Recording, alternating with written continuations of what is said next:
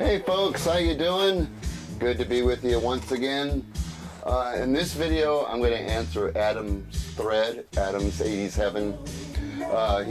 He put out a thread celebrating passing 280 subscribers, I believe, and I always enjoy Adam's videos because obviously the big thing in common I have with him is I'm a big 80s music fan, just like he is.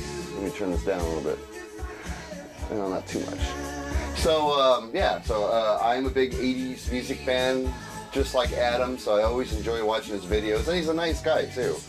And always good to see good things happen to good people. So congratulations to Adam for passing 280 subs. And Adam wanted to celebrate that with a thread. He wanted everyone to show their top 20 favorite 80s songs. And I had to give this one some thought because there are so many songs and so many artists that I would throw on my list. So I really had to think about what 80s songs really affected me in a big way personally. And they're songs that I listened to a lot back then and still do now, and even collected the vinyl for most of them except for one song. So here's my personal top 20 80s songs that really had a big effect on me in a major way. Okay, number 20, we're going to start off with Journey, Separate Ways, Worlds Apart, from their Frontiers album. I was in junior high when this was a brand new song, and I thought it was like the coolest thing in the world when I first heard it, being in, I believe, the 7th grade. Journey was everywhere, and living in Northern California, they're like local heroes, so this was always a killer song, and when it came on the radio, I thought it was the coolest thing ever. So Separate Ways from Journey, number 20. Number 19 goes to Mr. Mister for the song Broken Wings, and that's off the album Welcome to the Real World. I can't remember most of the names of the albums, I have to look. Broken Wings, again, when I first heard it on the radio, I thought it was the best song in the world. And I still listen. It survived the 90s, early 2000s to now sitting in front of this camera. And when I started collecting vinyl, I made sure at least I picked up a good copy of this album, because that song is just, cannot be denied, a great 80s song. Maybe the band didn't survive, but the song certainly did. The song was actually bigger than the band. So Broken Wings from Mr. Mister. Alright, next up is from Wang Chung. It's the song To Live and Die in LA. You just mentioned Wang Chung on the VC, people go, you know, but this was a great song. And I still think Wang Chung was a good band, even though they had some real cheesy 80s songs that we won't mention on this camera. But this was not one of them. To Live and Die in LA was a great song. I still remember when I heard it for the first time on the radio and saw the video for the first time. I thought it was a great song. It didn't really sound too much like Wang Chung. Maybe it was a kind of a somewhat of a darker song for them, but it was amazing. And from that day I first heard it all the way to now, I still listen to it and get a big kick out of the song and blown away by it. It is a great song. So To Live and Die from Wang Chung comes in at number 18. Coming in at number 17, yes, number 17 from Def Leppard, the song Photograph from the album Pyromania. Always loved that album cover. I still think that's a great album cover. And the song Photograph actually turned me on to Def Leppard. This came out in '83. I think I was in the 7th grade when that song came out. And man, it blew me away. I wasn't really a rock fan yet. I was still rooted into R&B and pop music. And this is kind of Photograph was kind of a pop music sound. And this and Quiet Riot started getting me into more harder rock bands, really. I mean, I was 12 years old or 13, in between those two ages, in the 7th grade. This song kicked ass in middle school. And I can't say I listen to it as much now as I did back then, but there was no denying this song really, really hooked me in a big way. So Def Leppard, Photograph, coming in at number 17. Coming in at number 16, Howard Jones, Life in One Day. Well, I was just starting high school when this song came out as a single. Hold on a minute. Foreigner's getting kind of loud. I was just starting high school. I was about to become a 9th grader, a freshman. And Life in One Day, I remember was being played a lot on the radio stations back then, which was considered alternative 80s radio stations back in the day. This was a song that they played a lot, and it really hooked me. The melody hooked me, and the vocals hooked me. So, I mean, there's a lot of songs from Howard Jones I probably could have put on this list. Things Can Only Get Better, What Is Love, Hide and Seek, but even though this particular wasn't such a big hit for Howard Jones, it really did affect me. And when I first joined the VC, started collecting vinyl, I came across this 12-inch single and had to have it because the song is just so good. One of my favorite Howard Jones songs. So, Howard Jones, Life in One Day. Okay, where are we at here? Number 15 comes from Duran. It's Hungry Like the Wolf. Song that sounds pretty dated now, but you know, back in I believe 83 or 84, whenever this album came out, I really don't remember the date. It's 83. This was a huge song, and the video was amazing. You know, we're talking early days of MTV here, so this song really made a big impact on me.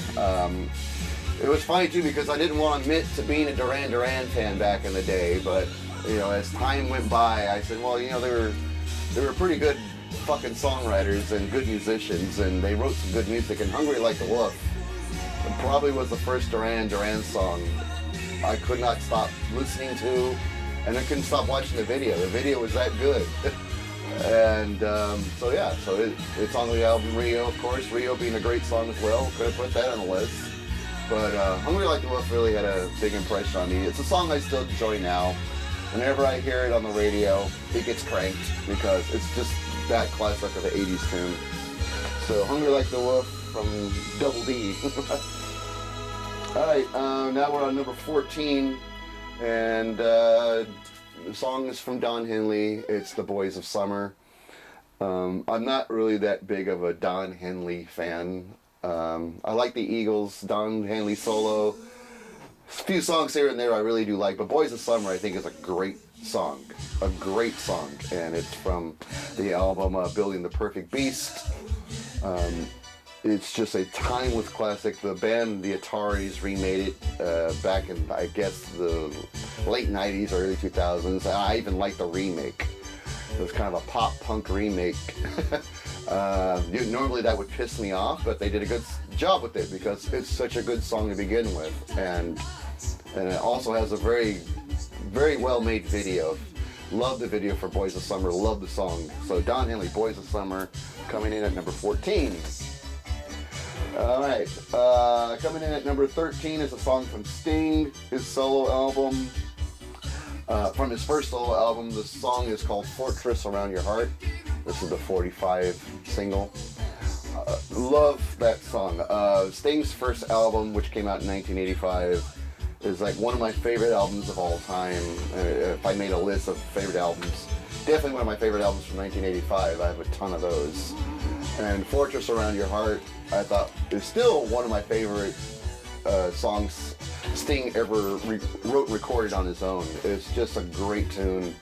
Absolutely love Fortress Around Your Heart. Love the band he put together on that 1985 album, which was called Dream of the Blue Turtles.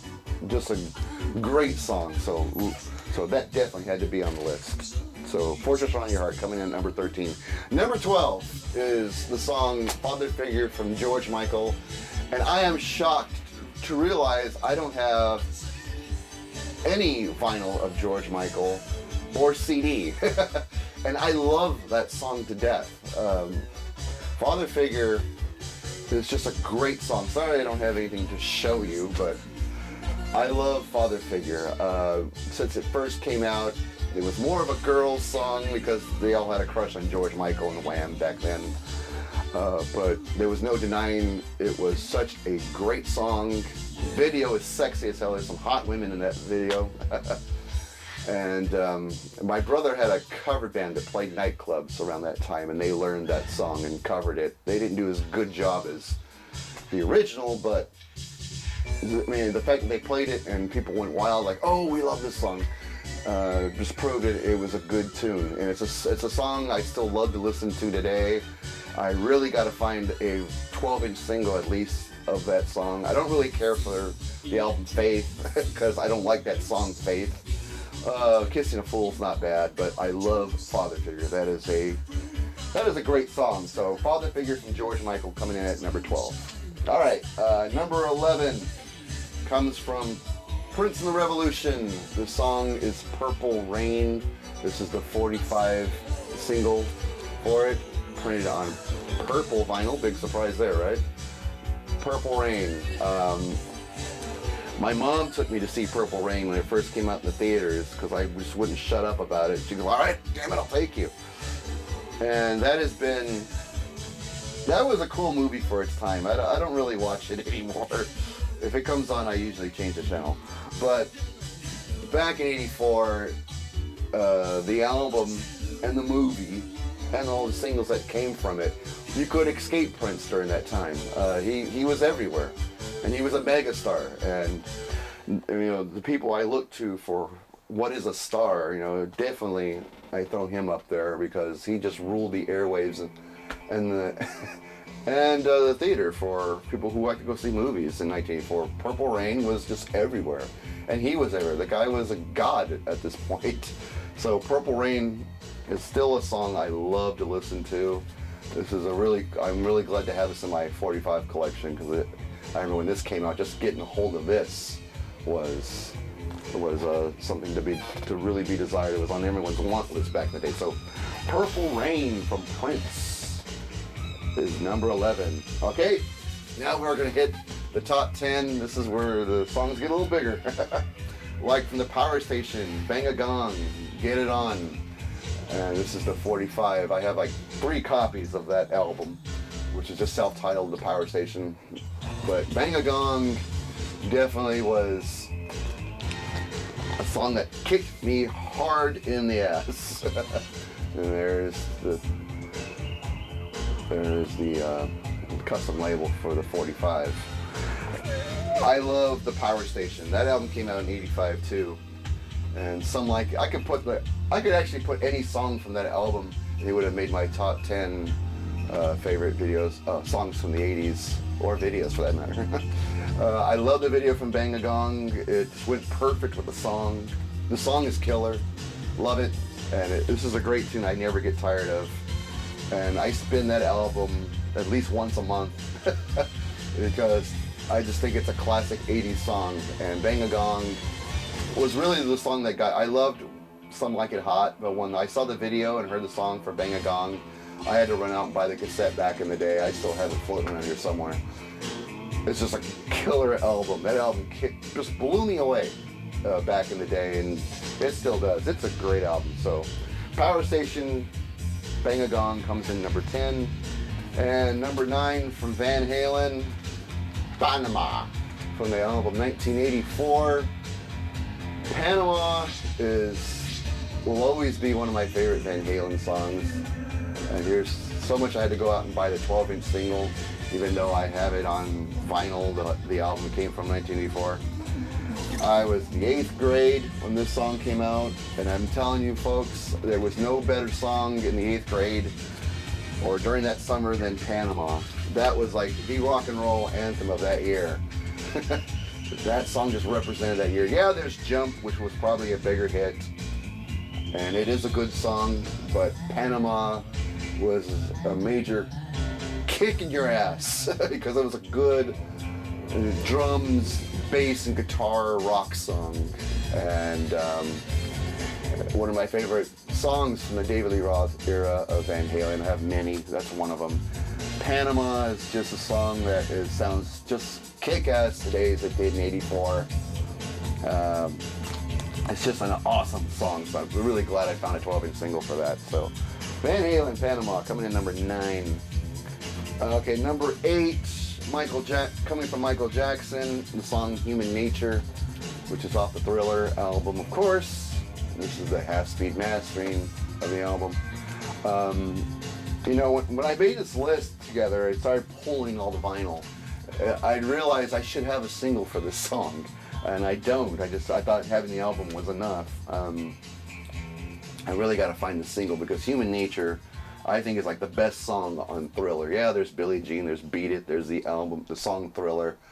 But to me, Human Nature makes this album. That is just such a gorgeous song, and I have DVD bootlegs of Michael Jackson singing it live. The 80s wouldn't be the 80s without Michael Jackson. This is a man that was literally everywhere around the world when this album came out. Another artist you couldn't escape back then, even if you tried. And Human Nature, to me, is just the best thing he ever did. I mean, he would put out Bad later that had a lot of great songs on it. I mean, he would continue to make great songs. But Human Nature was, to me, his masterpiece. So, Human Nature from Michael Jackson. That comes in number 8. Okay, number 7 comes from the band Tears for Fears. The song is Everybody Wants to Rule the World, from the song Songs from the Big Chair. This is the Japanese import 12-inch single with the Obi strip on it for Everybody Wants to Rule the World. Another album that came out in '85. I go on and on about how much I love the song and how I connected with it. So I really won't go into that anymore. That and the song Shout. But Everybody Wants to Rule the World, to me, is a wonderful song. And you never get tired of listening to it. It's been 30 years since the album was released, and it still sounds fresh to me. It still sounds great. It still excites me, entertains me. And it's a happy song too. Well, it has a happy melody to it. It's just a wonderful song. It's probably a song they can never top. Because all the albums after, it's like good songs, but it wasn't quite this. Just a great song. Everybody Wants to Rule the World. Great song. If you ever get on YouTube, look up the live version they did from the Nebworth concert in 1990. Great live version of that song. Everybody Wants to Rule the World. Just a classic 80s tune. I'm surprised I didn't put it higher in the list, but great song. Great song. All right, so that was number 7. Number 6 comes from the band U2. The song is called Pride in the Name of Love. The album was The Unforgettable Fire. This was just a great song. Basically, they made in memory and honor of Martin Luther King. There's the little gatefold for the 45. I can't tell you how great of a song that was when I first heard it back in the day, and there's the label for it on an island. When I first heard this, I was in middle school. I think I was in the 7th or the 8th grade. Seeing the video on MTV was something special for me. Watching the video really made me love this song. And we're talking the video that shows a documentary of them making their album in, I think it was Shane Castle in Ireland. That was a good video, just to watch them behind the scenes in the studio laying tracks. That was a cool video for me. I mean, I wasn't playing drums or really wasn't a musician yet. That would come much later. But this song really turned me on to the band, actually. Believe it or not, I've not heard of U2 even before that song. Pride in the Name of Love was like one of my favorite songs that year, and still is. The song's an anthem. So, and when I listen to it, I still love it. I have so many live concert videos of U2. Every time they come to Pride in the Name of Love, it's my favorite song on the concert video. It's just timeless classic, like the rest of these songs are. All right, so that was Probably the Name of Love, coming in number 6. Coming in number 5 is from In Excess. It's the song New Sensation from the album Kick. This is a classic album. You could take any damn song from this record and put it in your top 10. But I'm going to go New Sensation because that's the song I come to a lot. When I spin this album, New Sensation is like the one I really want to listen to. It has such a good energy. It's a dance song.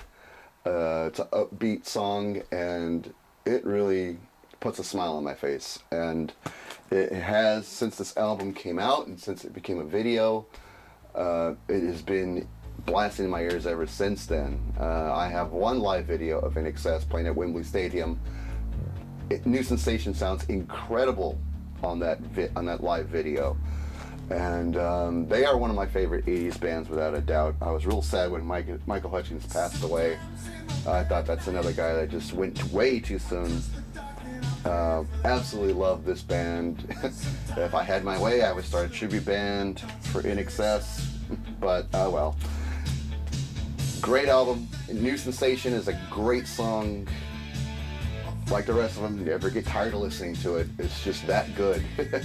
Alright, so New Sensation from In Excess coming in number 5. Number 4 comes from Simple Minds. The song is Alive and Kicking from the album Once Upon a Time. Another album that came out in 1985 and just couldn't get enough of it. This is the 12-inch single. Nice gold cover here, real shiny and beautiful. This song is still my favorite from the band. They're another band that has a lot of good songs. Alive and Kicking, to me, is their masterpiece. They've never written a better song than Alive and Kicking. It's just a great freaking song. And I love the video as well. I remember the video very well, watching it on MTV back when I was 15 years old and just being blown away by just the melody and the voice and the spirit of the tune. The song has a great spirit to it, and that spirit has not died out on me. I still get a huge kick out of this song now as I did back in 1985. It's another one of those songs that are just absolutely timeless and a wonderful song. So, Simple Minds, Alive and Kicking, coming in number 4. All right, we've made it to the top 3. Top 3. Holy crapola. All right, and coming in at number 3 is The Police. The song is Every Breath You Take from Synchronicity.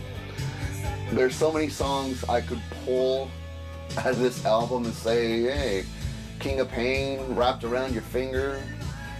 But I gotta admit, watching Stuart Copeland play the drums on the video for Every Breath You Take, that was brilliantly shot in black and white, it really got me looking the drummers away. I mean, Stuart Copeland is responsible for me being interested in drums in the first place, actually looking like, drums, that looks pretty interesting. It was Copeland that got me looking, because Stuart Copeland looks so fucking awesome playing the drums. The guy's, he really puts everything into every snare hit. And, playing traditional, has that nice snap of the traditional grip, has that nice snap of the wrist. Awesome drummer. And I still worship the guy as a drummer to this day. And the song Every Breath You Take was a song I listened to on radio back in 83, 84, religiously. I mean, every time it came on the radio, I would sing along to it. It was one of those great sing-along tunes back in the 80s. I have fond memories of listening to this song on radio. Back when I used to have a blast listening to radio, FM radio. Every Breath You Take was like one of my favorite songs to sing along to. Still is. It is a amazing song and one of the best from the Police, definitely, without question to me. So Every Breath You Take from the Police comes in number 3. All right, number 2. I had to say this name eventually. Phil Collins. The song is In the Air Tonight. This is the 45 single for In the Air Tonight. from this album, Face Value. Ever since that song was on Miami Vice, I thought, God damn, those drums sound good. And they did. They just came in like a thunderstorm. There's the custom label with Phil's handwriting on it. Kind of hard to see in this lighting. That's about the best I can do. Oh, wrong side. That was the B side. This is the A side with, there we go, In the Air Tonight. Yeah, well, ever since that Miami Vice show, where they featured the song in the show, that got me to say, okay, time to buy a drum set, put it together, and learn how to play the goddamn thing. I would later see him in concert later that summer in '85. When he played that live, I was never the same again. It was a life-changing experience. Seeing this man in concert, hearing In the Air Tonight live, changed my life. Absolutely changed my life. So Phil Collins, In the Air Tonight, nothing more needs to be said. And the number one song for me in the 80s, Genesis, Invisible Touch. To a lot of people, a lot of Genesis fans, this is the worst Genesis track that was ever recorded.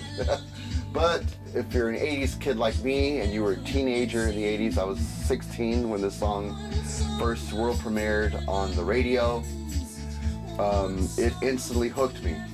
Instantly hooked me. I was only seconds into the song when I first heard it and I was in love already.